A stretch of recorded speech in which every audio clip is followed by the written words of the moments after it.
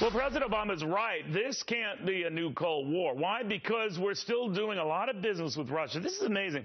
We did a little bit of digging, and actual U.S. exports to Russia have been going up, not going down, even after we imposed sanctions.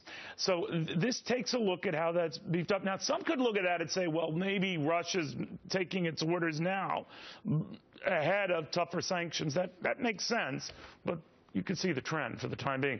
Back with our All-Stars. Mark, what do you make of this?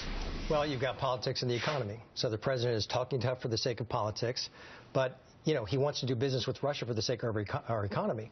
You could call this segment putting on the Ritz, okay? Because Putin... Gee, I really wish we had. Okay, well, so Putin is still benefiting, okay, because the president's talking tough. If you take a look at the new sanctions the president announced yesterday, France is still selling warships to Russia. Germany is still selling energy equipment. You know what, I was surprised on that one, that France even makes warships, but I digress. Absolutely. But this is the soft sanction policies of the President of the United States, where he talks tough, but he's acting softly. And if you take a look at a worse example, talk about soft sanctions, take a look at Iran, where the administration is encouraging medical and agricultural companies to do business with Iran when Iran hasn't conceded anything yet on their nuclear program. Sanctions generally have to work if the countries imposing them are willing to endure a little pain themselves, don't they, Steve? That's true. And in terms of the Russians, they've got a real weak point, and that is the oligarchs. He's done a little bit against the oligarchs. But if you really want to put the squeeze on, you hit those people around him whose support he needs. Like what? You freeze their assets? You freeze their assets. You go after where they are around the world. Haven't they taken their money out or wherever they're going to be? Oh, but there's no place to hide in this world today. Really? And we see with that French bank, when we felt they were violating the Iranian sanctions, we put a $10 billion fine on. So you can put the squeeze on there. Short of doing that, if we don't, then what? And then you take Yukos, the energy company that he destroyed 10 years ago because he didn't like the CEO. There's a $50 billion judgment that just came down from The Hague.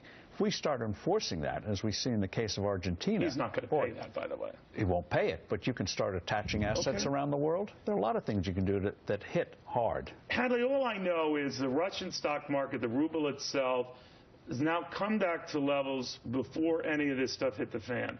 Now, I don't know what that says about Russia and its power to sort of overcome, or the fact that either the world or the Russian markets don't think this will amount to much. What do you think?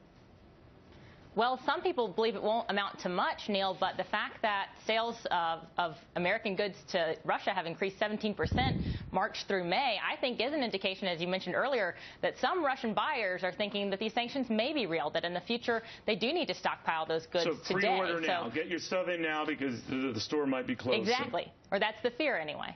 All right. I wonder, though, if you're Russian, you're looking at this and you know the people you're dealing with are nervous because they don't want any hits on themselves.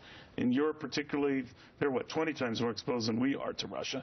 So they desperately need Russian energy. They desperately know a lot of other Russian stuff. So even post this plane crash, they're not going to want to go too far, right? Correct. And also there's a lot of confusion. American companies are reporting under these new sanctions. They don't understand it. There's no special.